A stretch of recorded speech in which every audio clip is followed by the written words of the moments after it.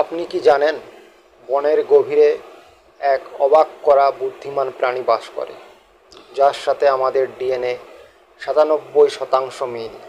হ্যাঁ, আজ আমরা কথা বলবো সেই আশ্চর্য প্রাণী ওরাংওটাং সম্পর্কে, যারা শুধু গাছের ওপর ঘোরাফেরাই করে না, বরং নিজের সন্তানকে মানুষ করার মতো মমতায় বড় করে তোলে। ভিডিওটি পুরো দেখুন, কারণ আপনি জানবেন ওরাংওটাংয়ের আচরণ, আবাস, বুদ্ধিমত্তা ও তাদের বর্তমান সংকটের চিত্র। ওরাংওটাং অর্থাৎ বনের মানুষ দক্ষিণ পূর্ব এশিয়ার বৃষ্টি অরণ্যে বসবাসকারী এক প্রজাতির বৃহদাকার বানর। এরা প্রধানত বোর্নিও ও সুমাত্রা দ্বীপে বাস করে। মানুষের সঙ্গে ওরাংওটাংয়ের জিনগত সাদৃশ্য প্রায় 97%, যা এদের মনস্তত্ত্ব, আচরণ, বুদ্ধিবৃদ্ধিক সক্ষমতায় মানুষের সান্নিধ্য নির্দেশ করে। আজ আমরা এই ভিডিওতে ওরাংওটাংয়ের জীবনের প্রতিটি দিক, যেমন বাসস্থান, খাদ্যাভ্যাস, সামাজিক আচরণ, প্রজনন, মাতৃত্ব, পরিবেশগত ভূমিকা এবং বর্তমান সংকট ও সংরক্ষণ প্রচেষ্টা নিয়ে আলোচনা করব। পরিচিতি ও শ্রেণীবিন্যাস। ওরাংওটাং তিনটি ভিন্ন প্রজাতিতে বিভক্ত: বোর্নিও ওরাংওটাং, 2 সুমাত্রান ওরাংওটাং ও 3 তাপানুলি ওরাংওটাং। এই তিনটি প্রজাতির মধ্যে তাপানুলি সবচেয়ে নতুনভাবে চিহ্নিত এবং সবচেয়ে বিপন্ন। এদের মধ্যে আচরণগত এবং শারীরিক কিছু পার্থক্য আছে। বাসস্থান ও পরিবেশ। ওরাংওটাংদের প্রাকৃতিক বাসস্থল হল ঘন বৃষ্টি অরণ্য। এরা সাধারণত গাছের ওপরে বাস করে, যাকে বলে আরবোরিয়াল লাইফস্টাইল। এরা প্রতিদিন রাতে নতুন করে পাতা, গাছপালা, ডাল দিয়ে মাচা তৈরি করে। উচ্চ গাছ ও ঘন ছায়াযুক্ত অরণ্য এদের নিরাপত্তা ও খাদ্যের জন্য অপরিহার্য। বাসস্থানের বিপদ।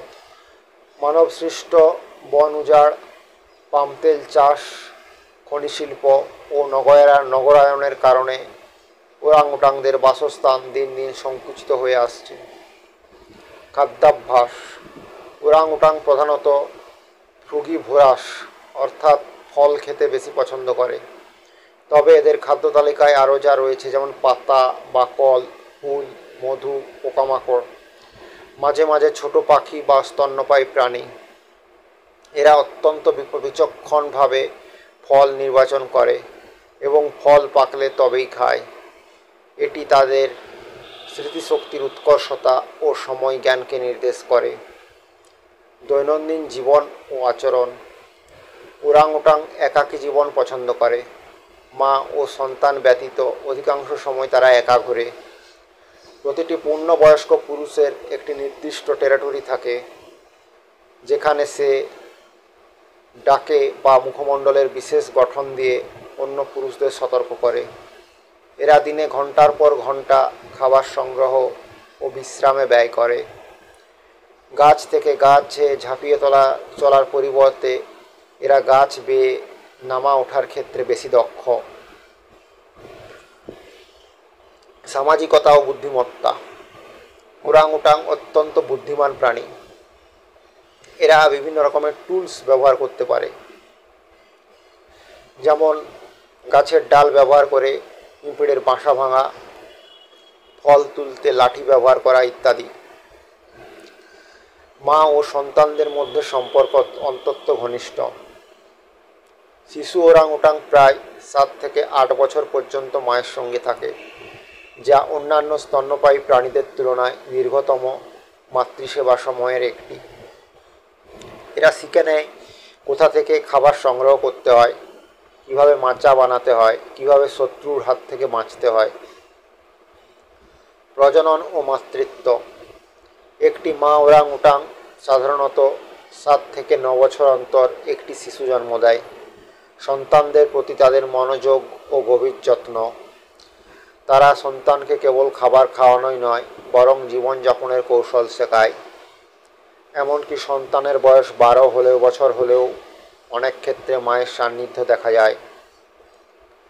প্রজননের ধরন, পুরুষেরা বয়স ভেদে 2 রকমের হয়, ফ্ল্যাঞ্জড অর্থাৎ চিকপ্যাডস যুক্ত এবং আনফ্ল্যাঞ্জড চিকপ্যাডসবিহীন।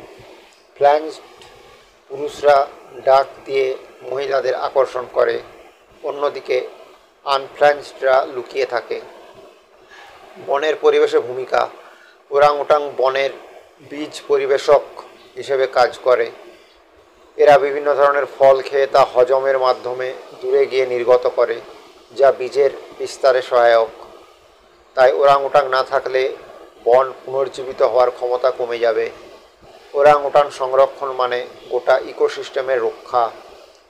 সংকট ও বিপন্নতা, IUCN অনুযায়ী 3টি প্রধান প্রজাতিই এখন ক্রিটিক্যালি এন্ডার্জড। প্রধান কারণ বন উজাড় ও কৃষিজমি সম্প্রসারণ, অবৈধ পোষা প্রাণী হিসেবে ধরপাকড়, বনে আগুন, শিকার ও জলবায়ু পরিবর্তন। বিশেষ করে তেল পাম চাষের জন্য সুমাত্রা ও বোর্নিও দ্বীপের গাছ কেটে ফেলা হয়েছে লক্ষ লক্ষ একর। সংরক্ষণ প্রচেষ্টা, বিভিন্ন সরকার ও NGO সংস্থার উদ্যোগে চলছে সংরক্ষণ কার্যক্রম।